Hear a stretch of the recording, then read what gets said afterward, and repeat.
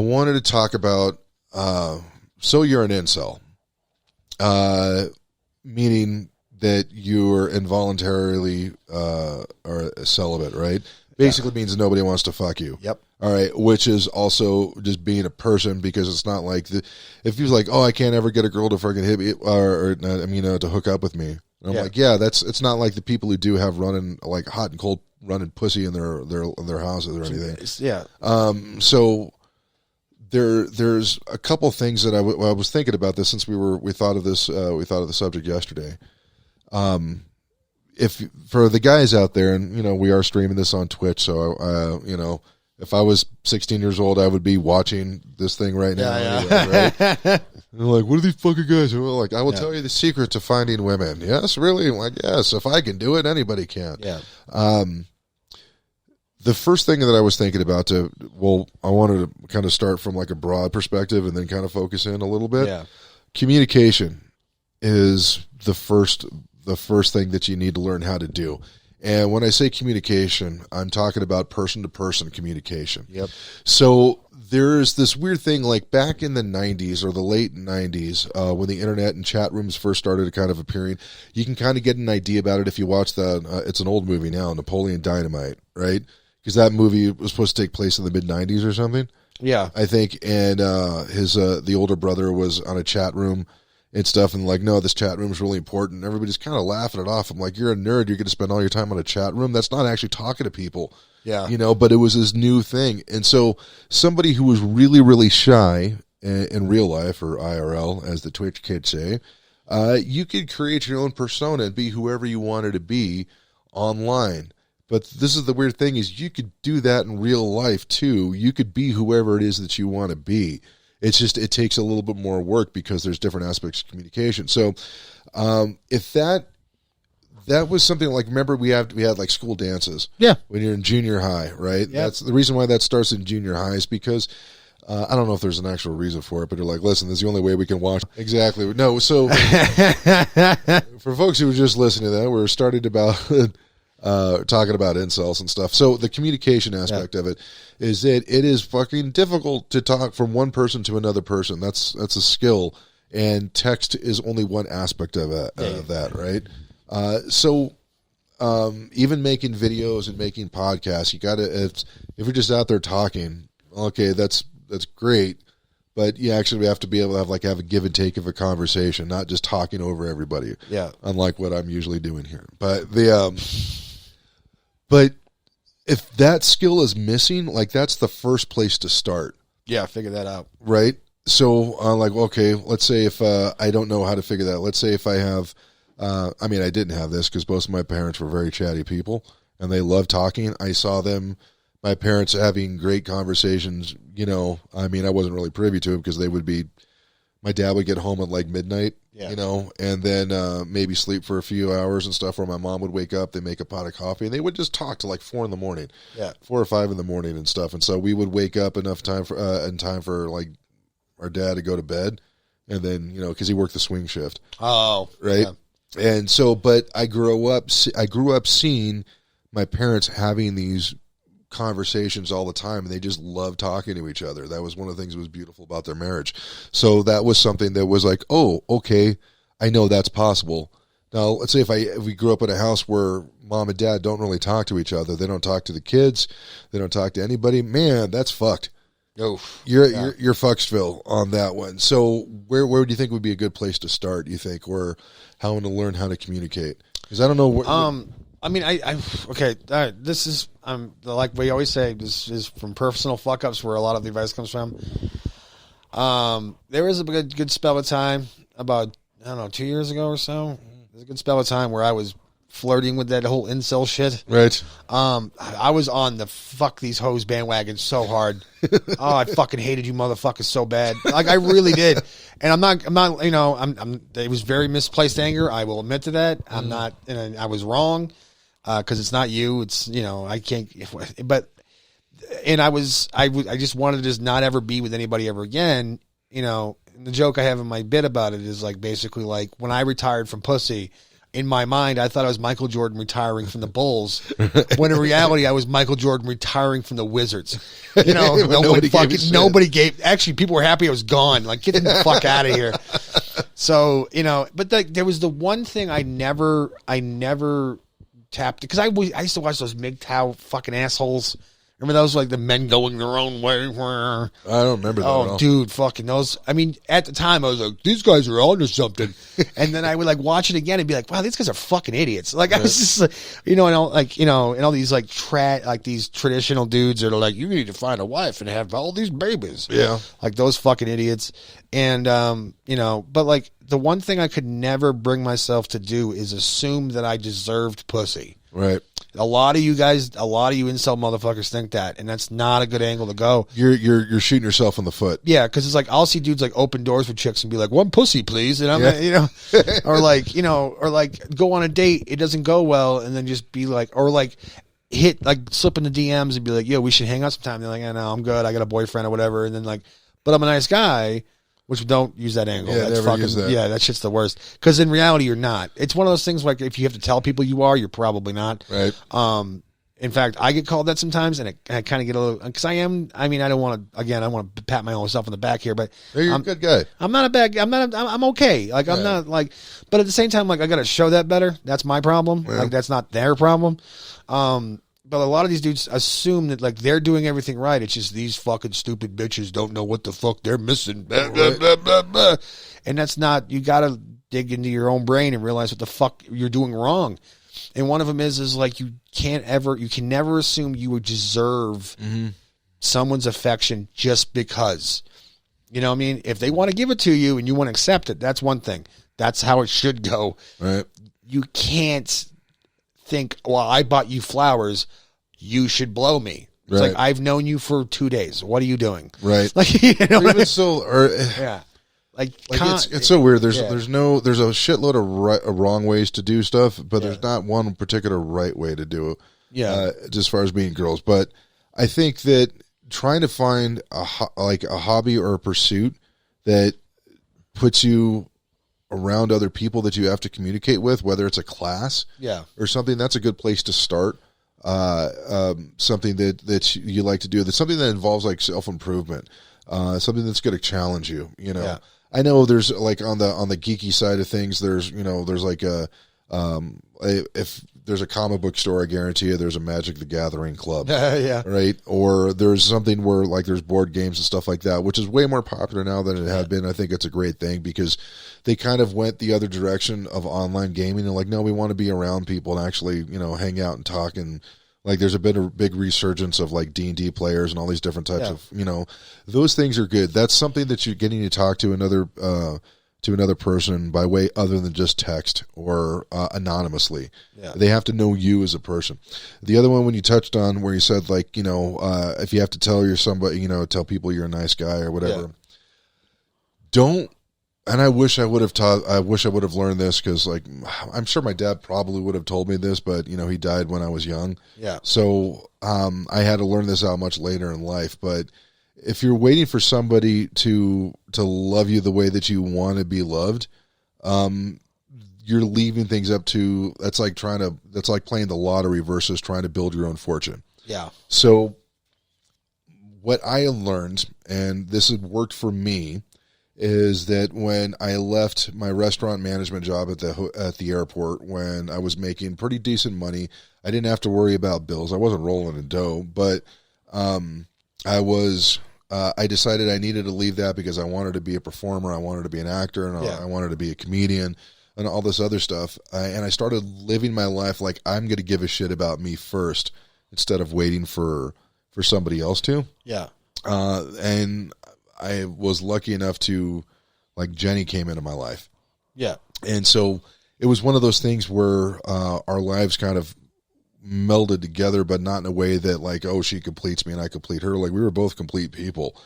So one of those things, I think that the first thing, like, if you want somebody to love you first, you got to love you first. So how do you do that? Well, I mentioned it before, like as far as taking classes, or doing something that challenges you, so that way you're trying to become a better version of you. that's something that when you do that, you will start attracting, because that's something that a lot of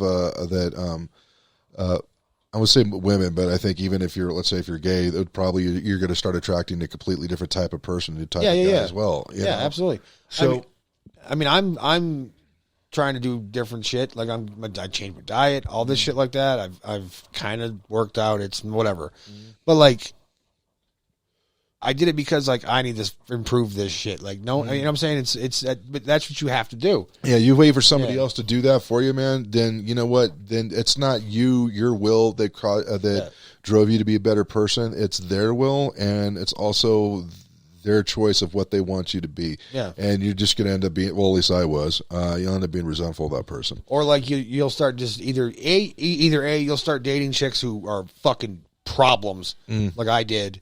And ones that like either treat you like shit because they know they got you. Yeah. That happens. That's happened to me a handful of times where it's like they know that like, oh, you need me for everything. I'm going to treat you like shit. Or they're going to have their problems and you're going to have to play like Captain Save-A-Ho. So that makes you feel like, oh, she needs me, so I got to be around. Right. Or this could be a vice versa thing where it's like you might be a giant red flag. Right. And you think that you need her to be around to make you whole. And that puts a lot of, that's not fair to her at all. It's called codependency is what that is. It's not, dude, that's not fair. Because then, like, what if she's not having a good time? You're going to make her stay? Like, would you make someone stay at a party that sucks? Yeah. Like, no. Well, You'd be I did many times. That's why my relationships didn't work out for exactly. some years. Like, it just doesn't happen. Like, eventually that person's going to, like, fucking, that shit's going to build up, and then they're going to snap one day, and then they're just going to leave you out of nowhere, and you're going to be flat-footed in life, and you're going to be fucked. Yeah. And that's just and I learned that from a fucking experience. Crazy enough it is also like if you're trying to be in the whole Captain Save-A-Ho, in order for that codependency relationship to work, one of you needs to stay broken, which means that nothing will ever change. Yeah. And there's going to be a frustrated, like, man, why can't my guy freaking get his shit together and stuff? And I'm like, well, because if he does, then you're going to want to leave him, and he knows that. Or vice versa, that, I don't know, like, why should I change if she's always going to fix me? That type of thing. So, but like a lot of these fucking incel dudes, they just assume like they're doing everything right, and you're not. You're just not. You're not. Scoreboard says no. Yeah. But like the scoreboard says that the away team has got you by 47 points and you got 0. And if you think it's because you're a nerd, fucking no. Nerds get laid all the time. Especially now. I mean, I can see like in the early 80s when like D&D was like a fucking signal for virgins. Right. When everyone used to give people shit about, oh, you fucking do this, you must be lame and a virgin. Right. Now it's like, dude, I know guys that like crush, I mean, I don't want to sound like fucking one of these Rogan guys, but like these dudes are crushing mad puss. Like it's just, they're killing it. Like good for them. I mean, I wonder if I think this theory is untested as just an idea for a theory, is that if whatever guys learn how to be really good at, eventually there's going to be a girl that's attracted to it. Yeah, like they want someone. Yeah. Do you think that freaking girls thought that NASCAR was hot, like, initially? Like, probably not. But when they start seeing guys push themselves farther and farther and start winning and everything, like, holy shit, maybe there's something to this guy. He's driven, and they're going to want to be a part of it. I don't think, like, when D&D started, there wasn't, like, a plethora of a lot of girls that were really into it. But when guys started getting really good at storytelling and because that's basically what it is. You're improvising a story with dice and stuff. And when you start getting good at that and learn how to play the game, eventually there was girls who are like, oh, I want to be a part of that too. Oh, this thing. Yeah. It attracts. It's excellent attracts. It also shows that you're interesting. You have a hobby. Yeah. You're doing something. You're not just sitting on your ass all day long. Yeah, exactly. Dude, my cousin has, he hasn't done it in the past 2 years, but he has a whole convention of basically a bunch of geeks and stuff and all these different types of board games and stuff like that. And, man, I went there because I did a comedy thing for him, and it was mostly couples that were there. It was mostly couple. There was a lot of single dudes as well, but there was a lot of single girls, single chicks there as well. Yeah. And I'm like, holy crap! It was a great community and stuff. So there's stuff that's out there, but you gotta start with you. Yeah. And there could be there's so many different reasons why, like, oh man, I can't ever find a girl. Okay, well, let's take a look. Instead of like being like that asshole who fucking killed a bunch of people and blamed everybody else accepting his own shit. Do you have a short fuse? Do you get angry a lot, and do you have to try to shout your way to get your point across to a bunch of people? If so, you're probably not going to have you're probably going to have a hard time meeting girls. Yep. If you break easy, basically meaning emotionally that you can't handle losing, you can't handle being wrong. Yep. You can't handle, like, you don't want to learn. That's your ego. That's basically, saying like it's everybody. That's the thing that's going to lead you to, like, it's everybody else's problem.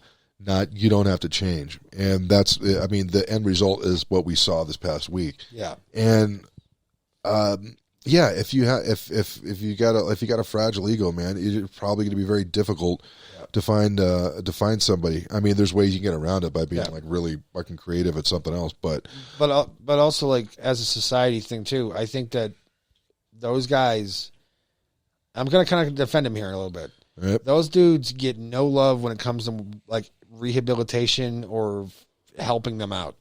You're talking about incel dudes. Like, no one fucking wants to help them. They just shit talk them and make them feel like they're pieces of shit. Yeah. So, like, here's the thing with those dudes. It's like, what they'll do is they'll dig in deeper then. Like, fuck you then. Fuck you. They found a community where they all hang out and hate together, and they created their own echo chamber. Exactly. And you push them into that, and now, like, they feel like they can't talk about how they feel. In order for you to get over this, you have to literally say everything you're feeling about the situation. Right, which is fucking tough. Yeah, which is tough. I mean, no, but you got to be honest. And when someone's like, "Hey, why do you feel this way about women?" Well, this, and this, and they're fucking this, and blah blah blah, yada yada yada. But, like, they don't. But then people go, "Ugh, you're a piece of shit," and then don't fucking talk to them ever again. When in reality, they need to find people, and there's not a lot of these people out there who are gonna be like, "Okay, why do you feel that way?" There's a reason you feel this way. Yeah. Why? It could be. Let's put it this way. Like, as much as I love all the women in my family, they will get physical with somebody. Same. All right. Yep. Same. And so I remember. And the girls, some of the girlfriends that I had, they were I wouldn't say emotionally not particularly emotionally abusive, but a woman making me feel bad was or feeling ashamed about something, or feeling that I did something wrong. That was par for the course, growing up. And so when I moved to New York, I remember the first girlfriend that I had out there. One of the reasons that I was so head over heels in love with her, and she's a great person, and why I was so fucking nuts about it, because she was the first woman that I met that didn't make me feel like shit all the time. Yeah. Right? At least the one that was close to me, that I didn't feel like I had to compete for her attention. And with that, I was like, what? And it made me think, I'm like, oh, so the way that I view the world, or the way that I viewed women up until that time, for various different reasons, I'm like, oh, there's a bunch of shit that I don't know. Yeah. There's a joke that I had. I'm like, hey, did you know women are different? Whoa! Yeah, no way! Yeah, exactly. Whoa! But so they don't like basketball. I don't know. There's girls out there, I'm sure. Of course, they like basketball. They have a whole league, for fuck's sakes. Exactly. So the idea was that, like, so now if you would have asked, like, Dave at 16 years old what his thoughts on women were versus 22 versus 28 versus 36, you're going to see a big change every single time that thing goes on. So keep in mind that, there might be a reason why you feel the way that you feel, but keep in mind there's a good chance that there's a level of ignorance that you like I did, like I had, that you're going to need to learn. So, because, man, let me tell you something. If I still had that same type of resentment and anger and frustration that I had when I was like 16, 17, 18, when I had all fucking kind of craziness, manic, weird shit going on with my head, I can't imagine living that way for a whole life. You're not going to find somebody that really loves you if you're carrying around that much anger and hate. So ways that you can do that way you can combat that is, like I said, you got to love you first. Yeah. If you love yourself, and you care about yourself and stuff, man, that the anger and hate, you're going to find, like, just wait a second, why was I feeling that way about that person? Yeah. Holy shit. There's ways to get out of that. It's just, you were more, I'm sorry. Oh, no, yeah. No, I was a miserable prick for, like, about, I don't know, a long time. Like, I wanted to be like, throw over like 3 years or so. No, it was a long time. Oh, yeah. From like 2009 or 2008 or so, all the way until like just recently. I was kind of a miserable fucking person to be around. Right. Like, I mean, it's great if you're a comic, but if you were just like a normal person. But I was fucking, I mean, don't get me wrong, I still bitch. That's just what I do. It's just what I do. I don't know what to fucking tell you. But like it's gotten more playful versus before, where it was like fucking visceral hate. Like I fucking hated things. Like I would go on fucking like 15-minute fucking tirades about this, that, and the other thing, to the point where it was just like, all right, dude, like, yeah, we get it. I'm the guy you don't want to see at a party who's just angry. Like, oh fuck, Hamill's fucking not feeling. Why the fuck did people tell that he was it? And I felt bad because there's a few people that actually generally like that I would be talking to, and then I would go into that mode, and I could see them just go, okay, and just fucking walk away like, fucking, this guy's a psycho. My version of that was, you're going to talk to me? Great, let me tell you all my problems. And yeah. I'm really interesting because I have a lot of problems. And that's they were like, yep, okay, Dave, that's with you. I can't, Yeah, but then like I had my whole world. I mean, to use the old adage from Fresh Prince of Bel-Air, my whole world done got flipped upside down, or whatever the fuck that phrase was from the. Then I moved to Bel Air. No, no, but like, I mean, I had a lot of weird, awful shit happen, like all like rapidly. Like 2 relationships went to shit. My father got sick. Fucking blew up my arm closing an oven door. Right. Like, I mean, and then my dad died, and then like I had to get a new job, and then this and that, and then I didn't know if I would ever fucking find love again. Blah blah blah. And I just fucking miserable at everything. I hated everything and mostly everybody. Yeah. And then I was like, wow, I'm alone. This fucking sucks. Why is that? Oh, I know why. Because these hoes aren't worth trusting. And then they don't appreciate. They don't appreciate my angry ass. Exactly. They only want dudes with like fast cars and fucking make a lot of money and shit. And I'm like, dude, those people are out there anyways. But there's a lot of guys out there that are like that too. So it's like, you know. Exactly. But like then like I ran into friends that were like, hey, no, like everything all these things. No, you're just the reason why no one wants to fuck you is because you're just angry and miserable. And you smoke like a chimp. I mean, I still do. Yeah. But like at the same time, it's like you smoke like it because you're fucking anxious all the time. Yeah. And you're just itching for something, so you're just like no one, It's really tough, especially like there was the other. It's tough when you got that stink of desperation on. Oh fucking god! We've all had that. Yeah. It's kind of like, dude, you go out, you get ready, you wake up in the morning, you get hop in the shower, you grab the soap, and you're like, I thought this was Dove body wash. This is fucking desperation. Yeah. God damn it! Now I'm gonna smell like fucking sad dude all day. God damn, that's the worst. It's like you throw it out, and then you go and you like brush your teeth. And you're like, wait a second, this isn't toothpaste. This is sad. Like, no matter what you do, it just keeps sneaking in. So, the other thing is that I was going to mention because of the murderer that he said he came from a religious background, right? So I've seen a couple of guys like this, and this is also another thing that's really important. Like I said, as far as in community and everything, right, or being involved and getting to know people. Yeah. So I remember going to church as growing up, and they have the social circles and everything like that there, teen youth things and stuff, and we're they're just kind of doing their thing, and then if you're taught that you're supposed to get married only once, right, you're supposed to wait until you get to have sex until you get married, right? There was, at least the church that I went to, I won't speak for your church because I don't know, but that any type of things, like when it comes to like masturbation, is immoral and it's a sin. You're not supposed to do it. So there's all this repression and stuff. Like at the most time in your life that you want desperately, one, because you're young and you want to just know that you've got that situation handled, and then you're I think that's one of the reasons why some folks, they get married really young. I'm like, what? Oh yeah. You're trying to skip your whole 20s and stuff and learning all the horrible shit that you're going to do. Well, because they just want to get laid. They like, I have a girlfriend now. Fuck it, we're getting married. I want to get laid. Let's fucking do this. Fuck it. I don't give a shit. We're both 19. Fucking whatever. Yeah. Yeah.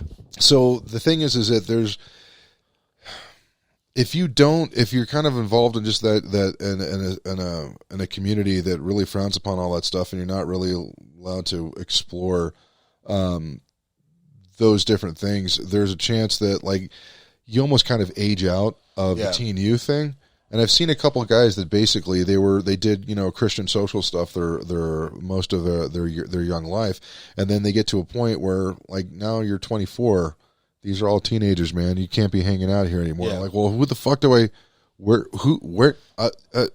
like, great, so what, you're gonna use this is why I remember folks are like, yeah, you can meet really great girls at church. I'm like, I don't use the house of God to try to hook up with anybody, right? You know, that's just me personally.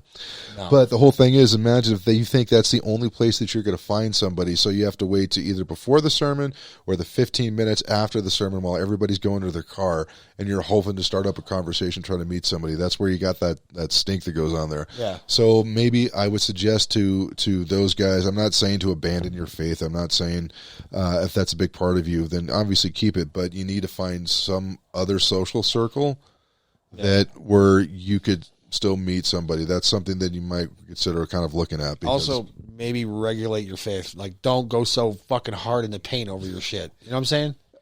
Like, I mean, go to church every Sunday, follow the word, but like, don't be so militant about it. You know what I mean? Could be. I mean, unless you're trying to find a chick who's really, really into militant, faithful guys. I guess I don't know. But if they're not there, dude, then maybe you need to go to a different church. I don't know. But it's a tough situation, but there is a way out. And the first step, like I mentioned, is I figured that was some advice that we could throw out to these guys, is that you have to learn how to communicate. That's also realizing what you're saying, not just what and how you take things in. It's not just about how everybody else does. And also, a lot of people, what they'll do is they'll try and fix this by being honest with themselves. Like, you know, this, that, and other thing. They'll start saying things about themselves, and they'll start like putting themselves down. Then all of a sudden, they'll live in that wallow of like, I'm a piece of shit. I'm this. I'm that. And then you're just depressed, and you didn't fix anything. Been there. Yeah. But the thing is, the point of that isn't just to shit on yourself. That's a step. That's not the destination. Yeah, exactly. That's one of the places you have to buy gas at on your way to go and where you're going. Exactly. But like, you gotta then, when you then realize, okay, this is wrong, this is wrong, this is wrong, and this is wrong, then you go, okay, what do we do to fix this now? Like, what steps? And it's not going to happen overnight. It's not like taking a fucking pill and being like, "Whoa, I'm fucking better now." Yeah. No. You've got to like literally do the work. And a lot of people don't want to do the fucking work, so they just either don't fix it at all, or they just sit in the depression fucking bog that they're in. Right. It's frustrating because sometimes there's like, if you grew up in a household that and you had a dad that was good enough to teach you these things on how to talk to women and how to do all these other things, stuff like that, you know.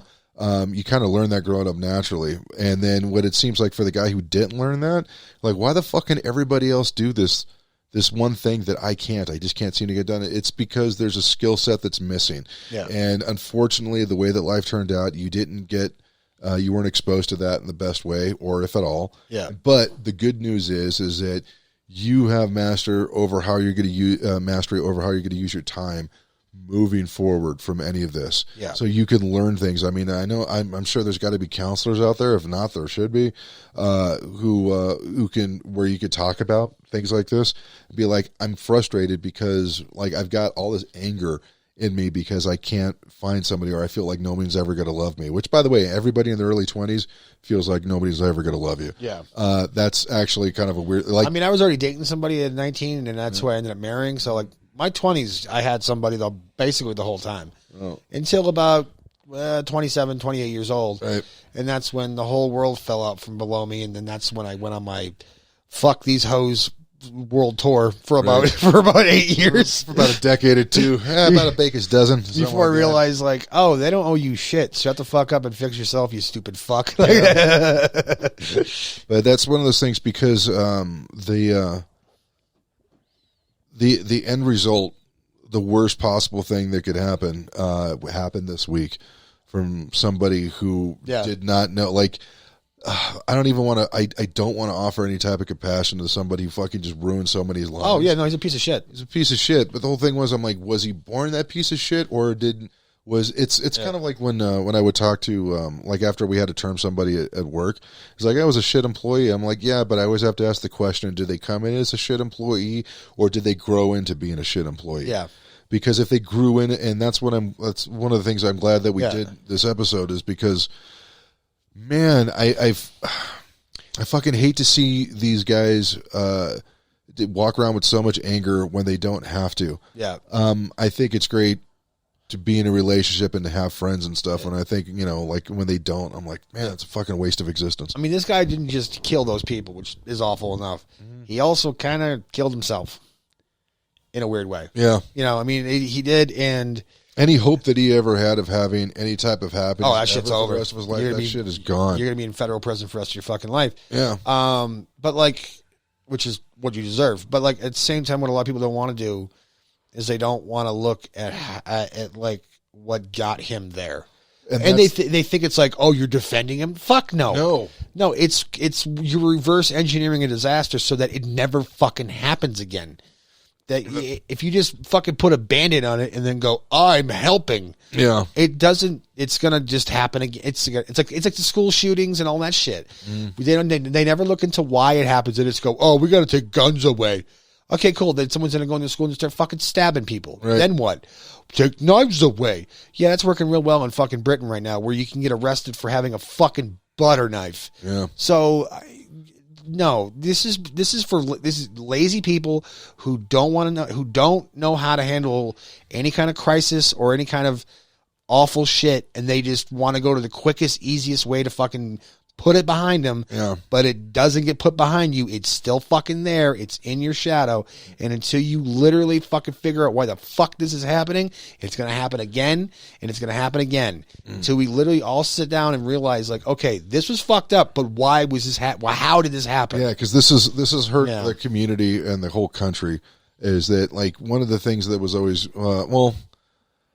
America's never always been like, oh, we're all together and united. And we were for about a day after 9/11. But yeah, pretty much. Literally, that was pretty much it, where everybody was like, fuck yeah, we're all going to dress like Toby Keith and fucking kick ass. Yeah. That's it. And then we're like, wait a second. When he kind of came off of that weird freaking patriot high. But this shit like this, it's we have an opportunity to try to make the world a better place. And it's, what do you want to put out there? Yeah. What do you want to create? What do you want to? It's not just all rainbows and puppies and stuff, man. There's some harsh shit in there.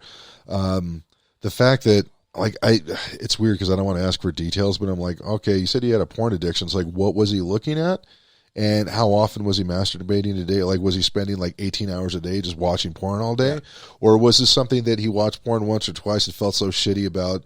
Of masturbating because of his faith that he's like, I'm a sex addict, and then basically convinced that he was a monster, and then like, well, wait, it wasn't me. These were, if these things didn't exist, then I wouldn't have been this person. I'm like, no, but like, the reason why I have the feeling this is not a race thing, but a sex addiction thing.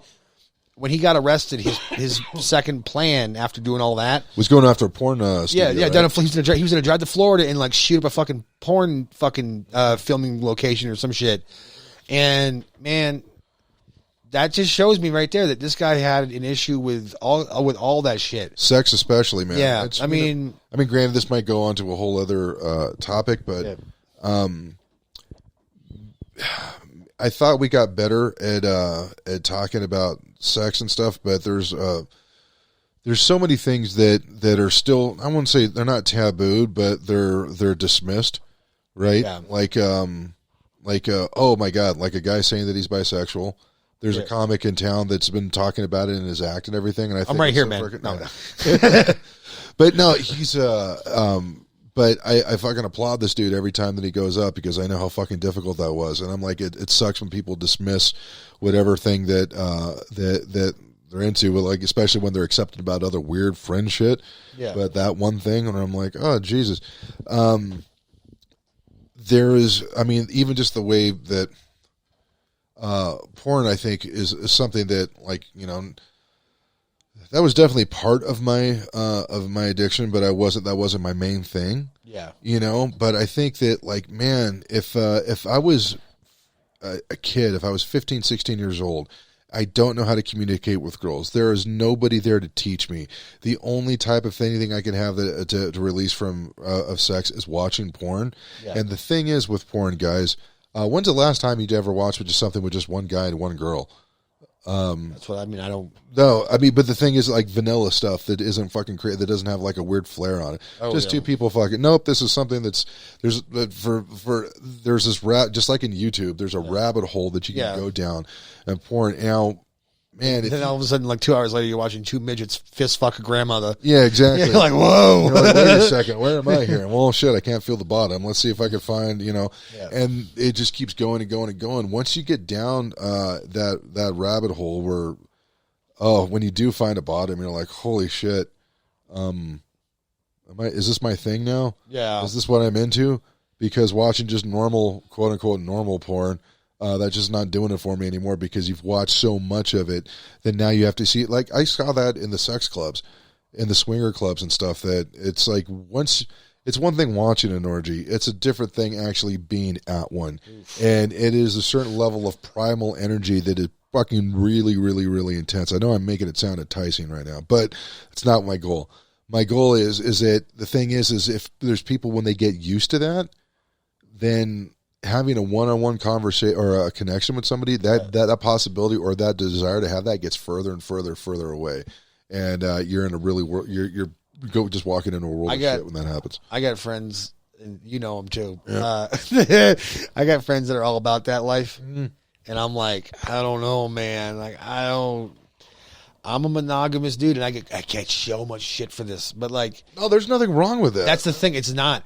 I feel like oh, this is gonna sound terrible because it's very shitty to make this comparison. But like, it feels like being monogamous now is like being gay in the 90s.